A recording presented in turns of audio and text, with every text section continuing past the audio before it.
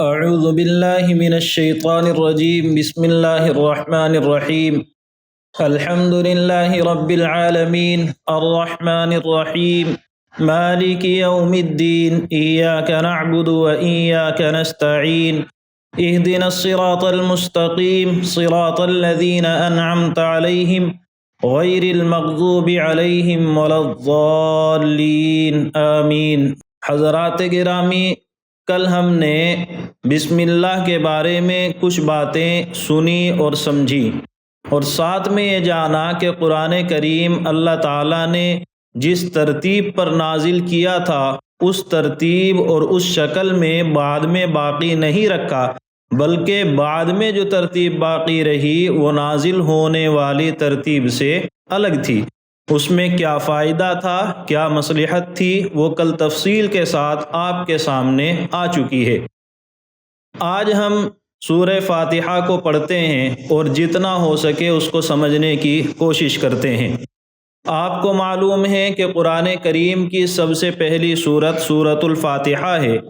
اس معنی کر کہ قرآن کریم کی سورتوں میں سب سے پہلے سورۃ الفاتحہ کو رکھا گیا ہے، اور اس معنی کر بھی کہ اللہ کے رسول صلی اللہ علیہ وسلم پر جب قرآن نازل ہوا تو سب سے پہلی وہ پوری سورت جو ایک ساتھ نازل ہوئی ہے وہ سورۃ الفاتحہ ہے۔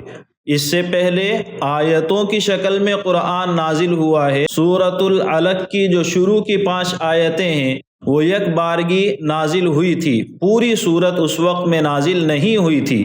سورہ فاتحہ وہ سورت ہے جو ایک ساتھ مکمل نازل ہوئی ہے۔ سورۃ الفاتحہ کے اللہ کے رسول صلی اللہ علیہ وسلم نے بے شمار فضائل ذکر فرمائے ہیں۔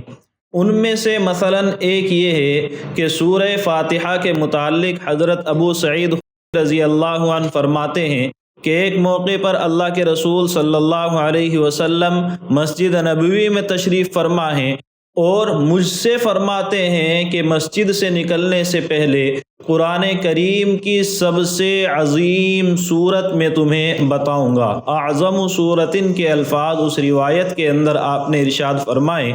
جب مسجد نبوی سے باہر آنے لگے تو اس وقت آپ نے ارشاد فرمایا کہ وہ سورت سورۃ الفاتحہ ہے۔ اسی طریقے سے ایک دوسری روایت میں حضرت جابر بن عبداللہ رضی اللہ عنہ فرماتے ہیں کہ اللہ کے رسول صلی اللہ علیہ وسلم نے فرمایا سب سے بہترین آیت، سب سے بہترین سورت جو قرآن کریم کے اندر نازل ہوئی ہے وہ سورۃ الفاتحہ ہے۔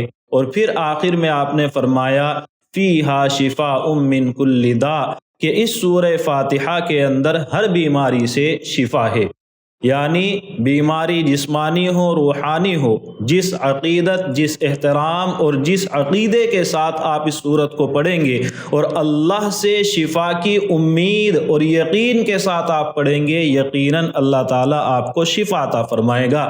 اگر آپ امتحان لینے کی کوشش کریں کہ دیکھیں اللہ شفا عطا کرتا ہے کہ نہیں، دیکھیں حضرت نے مولانا نے یہ بات بتائی ہے صحیح ہے کہ نہیں، تو اس ارادے سے اگر آپ سیکھنے کی پڑھنے کی کوشش کریں گے تو فائدہ یقینی نہیں ہے، لیکن اس امید کے ساتھ کہ اللہ ضرور مجھے شفا عطا فرمائے گا، اس مرتبہ پڑھنے سے شفا نہیں ہوئی، دوبارہ پڑھوں گا تو شفا ملے گی، اللہ یقیناً شفا دے گا، میرے پڑھنے میں کوئی کمی رہی ہوگی، طہارت کے اندر کمی رہی ہوگی، نیت کے اندر کمی رہی ہوگی، میں نے اتنے عزت اور وقار کے ساتھ نہیں پڑھا ہوگا، میرے یقین کے اندر کمی رہی ہوگی، اس لیے دوبارہ تیسری مرتبہ چوتھی مرتبہ ضرور اللہ تعالیٰ شفا عطا فرمائے گا۔ جب اس یقین کے ساتھ آپ اس کے ذریعے سے شفا حاصل کرنے کی کوشش کریں گے تو اللہ تعالیٰ شفا عطا کرے گا۔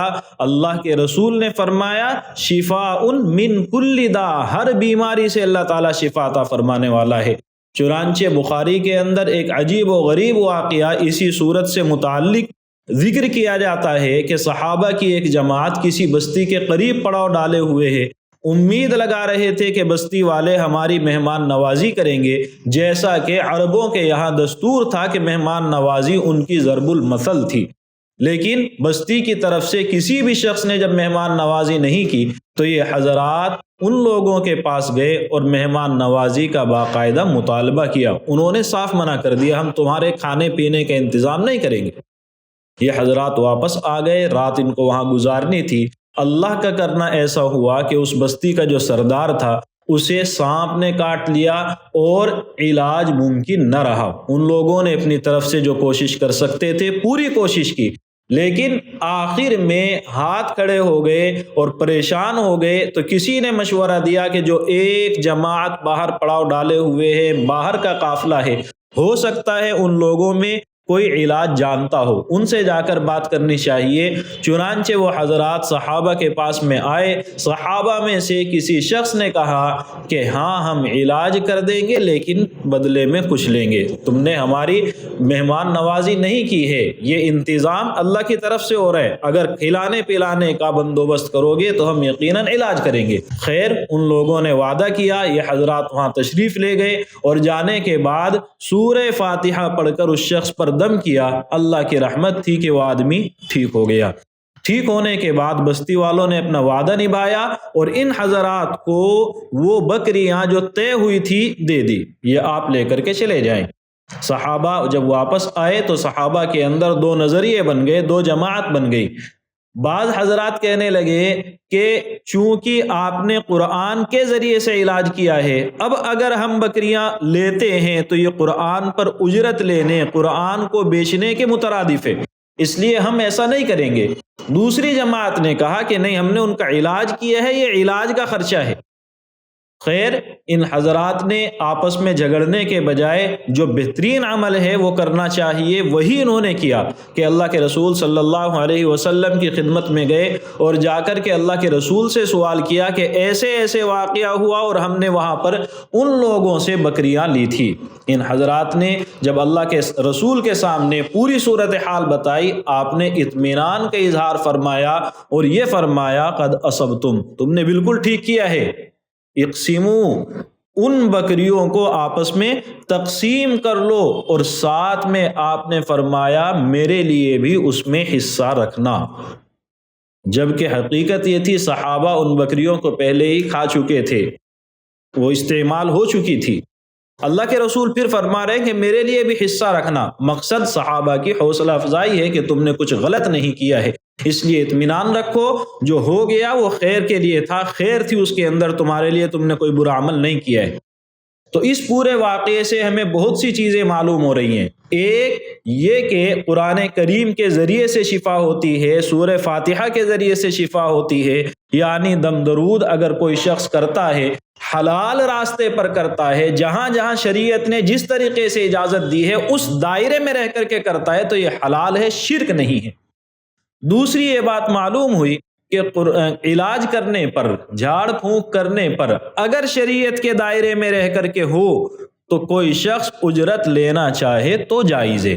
اس لیے اگر آپ کے آس پاس کوئی یہ کام کر رہا ہے اور آپ کو معلوم ہے شریعت کی حدود کی رعایت وہ خود کرتا ہے تو پھر آپ اس پر تنقید نہیں کر سکتے ہیں۔ ہاں البتہ اگر وہ شریعت کے حدود سے باہر نکلتا ہے تو وہ مجرم ہے، اللہ کا مجرم ہے، اس کو جواب دینا ہے۔ آپ یہ کریں کہ اس سے علاج نہ کرائیں، آپ یہ کریں اس کی حوصلہ افزائی نہ کریں، لیکن کسی کے اوپر کیچڑ اچھالنا اس کی نیت کی کو بنیاد بنا کر کے یہ بھی کوئی اچھی چیز نہیں ہے۔ تو پہلی چیز قرآن کریم کے اندر شفا ہے، دوسری چیز قرآن کریم کے ذریعے سے کسی پر دم درود کر دیا جائے تو جائز ہے، اس پر کچھ اجرت بھی لے لی جائے یہ بھی جائز ہے، لیکن اس کو پیشہ بنا لینا یہ کوئی اچھی بات نہیں ہے۔ جن صحابہ نے یہ عمل کیا، جن صحابہ کے سامنے اللہ کے رسول نے اس عمل کی حوصلہ افزائی کی، آپ کہیں نہیں سنیں گے کہ انہوں نے جھاڑ پھونک کا کاروبار شروع کیا ہو، آپ کہیں نہیں سنیں گے کہ انہوں نے دکان لگائی ہو کہ آؤ یہ تعویذ لے کر کے جاؤ اور اتنے پیسے دے کر کے جاؤ۔ صحابہ کے سامنے عمل ہو رہا ہے لیکن وہ اس کو اپریشیٹ نہیں کرتے ہیں، وہ اس کی حوصلہ افزائی نہیں کرتے ہیں، وہ اس کو بعد میں آگے نہیں بڑھاتے ہیں۔ یقیناً شفا ہے، ضرورت کے وقت آپ یہ کام کرنا چاہیں کر سکتے ہیں، گنجائش ہے، لیکن اس گنجائش کا یہ مطلب ہرگز نہیں ہے کہ آپ اس کو اپنا پیشہ بنا لیں۔ یہ کام انتہائی برے نتائج رکھتا ہے، انتہائی بد اخلاقی تک آپ کو لے جاتا ہے، اس کے برے اثرات انسان پر خود پر پڑتے ہیں، اس کی اولاد اور اس کی نسل پر پڑتے ہیں، اس کے گھر کا چین سکون خراب ہوتا ہے۔ اس لیے حوصلہ افزائی کے لائق بالکل بھی عمل نہیں، لیکن اس کے باوجود اگر کوئی کرے تو آپ اس کے جواز اور عدم جواز پر تب انگلی اٹھا سکتے ہیں جب وہ شریعت کی حدود سے باہر نکلے۔ یہاں ہمارا موضوع نہیں ہے کہ شریعت کس تعویذ کو جائز کہتی ہے کس کو نہیں، بعد میں انشاءاللہ کبھی تفصیل سے اس پر بات کریں گے۔ الغرض اللہ کے رسول نے فرمایا سورہ فاتحہ کے اندر شفا ہے، اسی لیے سورت کو سورۃ الشفا بھی کہتے ہیں۔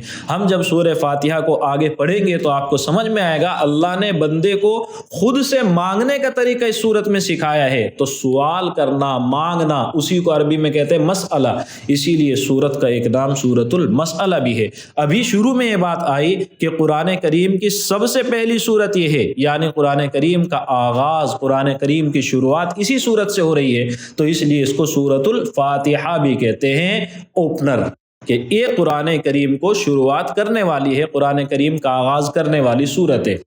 اس کے علاوہ اس سورت کے بڑے فضائل ہیں جو آپ سنتے رہتے ہوں گے، کبھی موقع ہوگا ہم سے بھی سنیں گے۔ فی الحال بات کو مختصر رکھیں، چونکہ ہمارا اصل موضوع ہے کہ قرآن کریم کے انداز کو، قرآن کریم کے الفاظ سے جو مضامین ہمارے لیے آ رہے ہیں ان مضامین کو ہم سمجھیں اور ان کو اپنی زندگی میں اپنانے کی کوشش کریں۔ اللہ تعالیٰ نے فرمایا الحمدللہ رب العالمین۔ سورہ فاتحہ کو جب ہم سمجھیں تو اللہ کے رسول صلی اللہ علیہ وسلم کی ایک حدیث ہے جس کو حدیث قدسی کہتے ہیں۔ حدیث قدسی کا مطلب اللہ خود فرما رہا ہے۔ کیا فرماتا ہے؟ اللہ کے رسول نے ان باتوں کو ذکر کیا کہ اللہ تعالیٰ جب بندہ اس کے سامنے سورۃ الفاتحہ پڑھتا ہے تو بندے کو جواب دیتا ہے، اور اس جواب کا حاصل یہ کہ اللہ نے سورۃ الفاتحہ کو 2 حصوں میں تقسیم کر رکھا ہے، آدھی بندے کے لیے ہے اور آدھی اللہ کے لیے ہے۔ سورۃ الفاتحہ میں کل یہ بات آئی تھی کہ 7 آیتیں ہیں، تو 7 کا آدھا جب ہم کرتے ہیں 3 اور 3 تو 1 کدھر جاتی ہے، 3 ادھر 3 ادھر، درمیان والی آیت کدھر؟ اللہ نے کہا وہ بھی آدھی آدھی ہے، یعنی 3.5 میری ہے، 3.5 تمہاری ہے۔ وہ کیسے ہے؟ وہ اس طریقے سے ہے کہ جب بندہ اللہ کی تعریف کرتا ہے سورہ فاتحہ کے ذریعے سے اور وہ پڑھتا ہے الحمدللہ رب العالمین، تو اللہ کہتا ہے حمیدنی عبدی، میرا بندہ میری تعریف کر رہا ہے۔ پھر بندہ کہتا ہے الرحمن الرحیم، کہ اللہ رحمان بھی ہے رحیم بھی ہے۔ رحمان اور رحیم کا مطلب آپ سمجھ چکے ہیں، تو اللہ کہتا ہے اثنا علی عبدی، زبان سے اعتراف کر رہا ہے، میرا شکریہ ادا کر رہا ہے، زبان پر یہ الفاظ لا رہا ہے۔ پھر بندہ کہتا ہے مالک یوم الدین، کہ میرا رب جو ہے وہ قیامت کے دن کا مالک ہے، یعنی اس کی بزرگی کا اعتراف کرتا ہے، تو اللہ کہتا ہے مجدنی عبدی، میرا بندہ میری بزرگی، میری عظمت کا قائل ہو رہا ہے۔ پھر بندہ کہتا ہے ایاک نعبد و ایاک نستعین۔ یہ آئی 4تھی آیت۔ اللہ نے فرمایا کہ بندے نے آدھا کام میرے لحاظ سے کیا اور آدھا کام اپنے لحاظ سے۔ کیا؟ ایاک نعبد، اے اللہ ہم تیری ہی عبادت کرتے ہیں، تیری عبادت کرتے ہیں، تجھے بڑا مانتے ہیں، تیرے سامنے گردن جھکاتے ہیں، خود کو تیرے سامنے حقیر سمجھتے ہیں۔ اے اللہ یہ کر دے کہ تو ہماری مدد فرما، ہم تجھ سے مدد مانگتے ہیں۔ تو مدد مانگنا بندے کی ضرورت، عبادت کرنا اللہ کی شان، تو بندے نے اللہ کی شان بیان کی اور اپنی ضرورت رکھی، تو اللہ نے کہا کہ یہ میرے اور میرے بندے کے درمیان ہے، یعنی 2 طرح سے آپ کہہ سکتے ہیں، آدھی میری آدھی اس کی، یعنی ہمارے درمیان تقسیم ہے، اور میرے اور میرے بندے کے درمیان ہے، یعنی یہ معاہدہ ہے، ایگریمنٹ ہے کہ اے اللہ ہم تیری عبادت کریں گے، یہ ہمارا کام ہے، تو ہماری مدد فرما، یہ تیری شان ہے۔ تو ہم اللہ کے ساتھ میں گویا کہ ایک معاہدہ کرتے ہیں، جس معاہدے کو ہم ہر نماز کے اندر کئی مرتبہ کرتے ہیں، تو ہمیں نبھانا بھی چاہیے۔ اس کے بعد جب بندہ سوال کرتا ہے، اللہ کو کہتا ہے اہدنا الصراط المستقیم، تو اب اللہ کہتا ہے وَلِعَبْدِي مَا سَأَلَ، میرے بندے نے جو کچھ مجھ سے مانگا ہے وہ تو اس کو ملے گا۔ تو اس طریقے سے آپ سورۃ الفاتحہ پڑھیں، کوشش کریں نماز میں جب پڑھ رہے ہوں تو 2-3 آیتوں کو ایک ساتھ نہ ملایا کریں، الگ الگ آیتوں کو پڑھیں، تاکہ ہر آیت پر اللہ کی طرف سے آپ کو جواب ملتا جائے۔ نقد جواب، نقد انعام، نقد مقبولیت کی امید ہاتھوں ہاتھ ملے گی جب آپ توجہ کے ساتھ، خشوع اور خضوع کے ساتھ سورہ فاتحہ کو اپنی نماز کے اندر پڑھتے ہیں۔ ہم اسی حدیث کو سامنے رکھتے ہیں اور قرآن کریم کو سمجھنے کی کوشش کرتے ہیں۔ اللہ نے فرمایا الحمدللہ رب العالمین، تمام تعریفیں اللہ ہی کے لیے ہیں۔ جو لوگ عربی گرامر کو جانتے ہیں انہیں معلوم ہونا چاہیے کہ یہاں یہ جملہ جس طریقے سے آیا ہے وہ دو چیزوں کو آپس میں ایک دوسرے کے ساتھ منحصر ہونے کو بتاتا ہے، اختصاص کا فائدہ دیتا ہے کہ تعریف کا اصل جو خاصہ ہے، تعریف جو اصل میں لائق ہونی چاہیے، ان تمام تعریفوں کا مستحق اصل میں اللہ تعالیٰ ہے۔ آپ میری تعریف کرتے ہیں، میں آپ کی تعریف کرتا ہوں، آپ بڑے خوبصورت ہیں، بنایا کس نے ہے؟ آپ بڑے سمجھدار ہیں، عقل کس نے دی ہے؟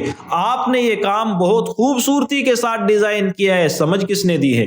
آپ ان چیزوں کو ایسے ہی سرسری سمجھتے ہیں، لیکن ایک چیز پر غور کریں تو اعتراف کرنے پر مجبور ہوں گے۔ ایک بندہ کسی بھی میدان کے اندر جب جاتا ہے تو اس کام کے لیے ڈیزائنر الگ ہوتا ہے، ورکر الگ ہوتے ہیں، اور اس کام کے لیے پوری اسٹریٹجی بنانے والے، پورے منصوبے بنانے والے وہ الگ لوگ ہوتے ہیں۔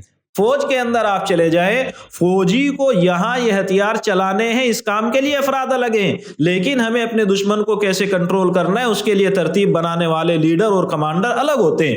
ملک کا نظام چلانے والے سربراہ الگ ہوتے ہیں، اور اس نظام کو اپلائی کرنے والے افراد الگ ہوتے ہیں۔ کیا مطلب؟ ایک شخص اگر ایک کام کو کرے وہ اس میں ماہر ہے، آپ بھی کہتے ہیں فلاں اس کام میں بڑا ماہر ہے، اور دوسرا کام میں ہمیں یہ باریکیاں سمجھ میں نہیں آتی ہے، اس کا مطلب سیدھا سا یہ ہے کہ ہر آدمی کا ذہن ہر کام کے لیے پرفیکٹ ہو کوئی ضروری نہیں ہے، جبکہ ہر شخص چاہتا ہے کہ میں ہر کام کو سمجھنے والا بن جاؤں، ہر کام کے اندر پرفیکٹ ہو جاؤں۔ چاہنا، خواہش رکھنا ہر شخص کے ساتھ میں جڑا ہوا ہے، لیکن ہوتا نہیں ہے۔ مطلب انسان اپنی خواہشات پر پورا کنٹرول نہیں رکھتا ہے، انسان ہر فن میں ماہر ہونے کی کوشش کے باوجود ہو نہیں پاتا ہے۔ آپ خود کہتے ہیں بچے کو آگے بڑھنے دو، اس کو آگے بڑھاؤ اور دیکھو کس کام میں اس کا ذہن زیادہ چلتا ہے۔ مطلب سیدھا سا یہ ہے، دیکھو اللہ نے اس کے ذہن کو بنایا کس لیے ہے، جس کام کے لیے بنایا ہوگا اس فن میں جائے گا، آگے نکل جائے گا، اور بنایا اس کے لیے ہے جائے گا ادھر تو یہی آگے چل کر کے ٹھوکریں کھائے گا۔ تو بنانا، طے کرنا حقیقت میں اللہ کی طرف سے ہے۔ تو جب آپ اس بنے بنائے میدان میں کامیاب ہوتے ہیں تو شکر اللہ کا کرنا چاہیے کہ اس نے آپ کو اس کام کے لیے چنا اور آپ کو اس کام کے لیے منتخب کیا۔ اب آپ چیزوں کو ڈھونڈتے جائیں کہ یہ اس نے بنایا تو اس کا مطلب اس کے لائق ذہن اس کا اللہ نے بنایا تھا، اس نے اس چیز کو ایسے ڈیزائن کیا، مطلب اس چیز کو اس لائق اللہ نے بنایا تھا اور اس بندے کو اس کی سمجھ اللہ نے دی تھی۔ تو اب ہم کہتے ہیں تمام کی تمام تعریفیں سب کی سب صرف اللہ کا حق ہیں، رب العالمین جو سارے جہانوں کا پالنے والا ہے۔ اللہ تعالیٰ کی یہ صفت رب ایسی صفت ہے جس کو اللہ اپنے لیے بڑی اہم سمجھتا ہے۔ بندے کی ہر قسم کی زندگی سے اللہ تعالیٰ اپنی صفت کو جوڑ دیتا ہے، اور کیوں جوڑتا ہے جب آپ اس کا معنی سمجھ جائیں گے تو وجہ بھی سمجھ میں آ جائے گی۔ رب حقیقت میں اس کو کہتے ہیں جس میں تین خوبیاں ہوں۔ ایک خلق کی خوبی ہو، یعنی وہ کسی چیز کو جو سرے سے موجود ہی نہیں تھی، جس کے اجزاء موجود نہیں تھے، رو مٹیریل جس کا تھا ہی نہیں، سرے سے موجود نہیں ہے، اور اس کو نیا وجود دے دینا، یہ اس کی صفت ہونی چاہیے، خلق جس کو ہم کہتے ہیں۔ اور اس چیز کا ایک وقت آنے کے بعد اس کو ختم کر دینا، سرے سے مٹا دینا، بھسم کر دینا، یہ خوبی اس ذات میں ہوگی تو وہ رب ہوگا۔ اور جب تک وہ چیز باقی رہے گی، اس پورے درمیان کے وقفے میں جو ضرورتیں اس کی ہیں وہ تمام ضرورتیں فراہم کر کے اس چیز کو باقی رکھنا، یہ خوبی جس میں ہوگی وہ رب ہے۔ یعنی تین چیزیں ہوئیں، ایک کسی چیز کو پیدا کرنا، نئے سرے سے اس کو بنانا، چیزوں کو جوڑنا نہیں ہے، سرے سے اس کو وجود دینا ہے، اور دوسرے اس کو فنا کرنا، مٹا دینا، اور تیسرے اس کو درمیانی وقت کے اندر باقی رکھنا۔ اور یہ تینوں چیزوں پر پورا کنٹرول جس ذات کے اندر ہوگا وہ رب ہے۔ اور یہ صفت جب آپ دیکھیں گے صرف اللہ کی ذات میں ہمیں نظر آتی ہے، کسی بندے کے اندر یا کسی بھی دوسری مخلوق کے اندر اللہ کے علاوہ کسی بھی شخصیت کے اندر یہ صفت آپ کو نظر نہیں آئے گی۔ اس معنی کر اللہ ہی آپ کا اور ہمارا رب ہے۔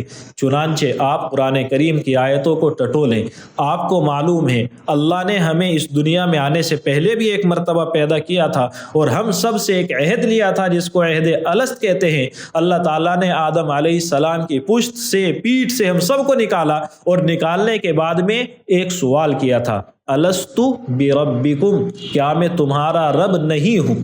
تو وہاں اس کی تفصیل میں نہ جائیں، یہ دیکھیں سوال کس لفظ سے ہے؟ رب سے، کہ تمہارا رب میں نہیں ہوں۔ قبر میں جب آپ جائیں گے فرشتے آپ سے سوال کریں گے، 3 سوال بہت مشہور، ان میں سے پہلا سوال من ربک، تمہارا رب کون ہے؟ دنیا کی زندگی آپ گزارنا چاہتے ہیں، اس میں کامیابی چاہتے ہیں، فرشتوں کی بشارت چاہتے ہیں، دل کا سکون چاہتے ہیں، اللہ جہاں یہ چیزیں دے گا ان باتوں کو ذکر کرتا ہے تو عنوان کیا لگاتا ہے؟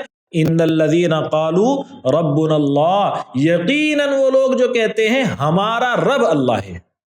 یعنی دنیا میں آپ کو یاد رکھنا ہے رب، عالم ارواح میں آپ کو یاد دلایا گیا رب، عالم برزخ میں آپ کو یاد دلایا گیا رب۔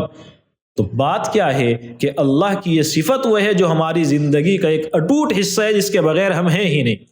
تو یہاں اللہ نے اسی صفت کو ذکر کیا، اور کمال کی بات قرآن کریم جب ہم پڑھتے ہیں سب سے پہلی سورت کی پہلی آیت الحمدللہ رب العالمین، اور قرآن کریم کی سب سے آخری سورت کی سب سے پہلی آیت قل اعوذ برب الناس، ہر موقع پر اللہ آپ کو یاد دلاتا ہے کہ تمہارا رب میں ہوں۔ اب اللہ نے فرمایا تمام تعریفیں اللہ تعالیٰ ہی کے لائق ہیں جو سارے جہانوں کا رب ہے۔ یہ سارے جہان کون سے ہیں؟ تو سارے جہان کو آپ الگ الگ ڈھنگ سے مفسرین نے ان کی وضاحت کی ہے، لیکن سب باتیں صحیح ہیں۔ عالم کہتے ہیں اس چیز کو جو اللہ کی پہچان کرائے، اور اللہ کی پہچان ہر وہ چیز کراتی ہے جو اللہ نے پیدا کی ہے۔ جب بھی آپ اس میں غور کریں گے اللہ کی ذات تک پہنچیں گے۔ غور کرنا ایمانداری سے ہونا چاہیے، تعصب کا چشمہ اتار کر ہونا چاہیے۔ جب آپ کسی ایک چیز کی طرف پہلے سے اپنا ذہن فکس کر کے سیکھیں گے تب نہیں، ذہن کو بالکل نیوٹرل رکھیں، کلیئر رکھیں، صاف رکھیں، اب کوشش کریں۔ اسی لیے جب آپ دیکھیں ان لوگوں کی تاریخ دیکھیں جنہوں نے اللہ پر ایمان بعد میں قبول کیا ہے، انہوں نے دیانت داری کے ساتھ غور کیا ہے تو وہ اللہ تک پہنچ گئے۔ تو اللہ کی ہر مخلوق ایک عالم ہے، اس وجہ سے کہ وہ آپ کو اللہ کی پہچان کراتی ہے۔ لیکن آپ اپنی نظریے سے جو آج کل ہے اس ڈھنگ سے اگر دیکھنا چاہیں تو انسانوں کا ایک الگ عالم ہے، جنات کا ایک الگ عالم ہے، فرشتوں کا ایک الگ عالم ہے۔ یا آپ دوسرے ڈھنگ سے دیکھیں عالم ارواح، جہاں انسان پیدا ہونے سے پہلے رہ کر کے آیا ہے، وہ ایک الگ عالم ہے، دنیا ایک الگ عالم ہے، قبر یعنی برزخ ایک الگ عالم ہے، آخرت ایک الگ عالم ہے، اور اس کو پھر آگے چلے تو پھر جنت ایک الگ دنیا ہے، جہنم ایک بالکل الگ دنیا ہے۔ تو اس طریقے سے بہت سے عالم ہیں، اور سارے عالموں کا رب تنہا اللہ ہے۔ تو تمام تعریفیں صرف اللہ کا حق ہیں جو سارے جہانوں کا رب ہے، جو انتہائی مہربان اور نہایت رحم والا ہے۔ رحمان اور رحیم کے معنی ہم بسم اللہ الرحمن الرحیم کے اندر پڑھ چکے ہیں، آگے کی آیتیں انشاءاللہ کل سمجھیں گے۔ اللہ تعالی ہم سب کو سمجھنے کی، عمل کرنے کی توفیق عطا فرمائیں۔ وآخر دعوانا ان الحمد للہ رب العالمین۔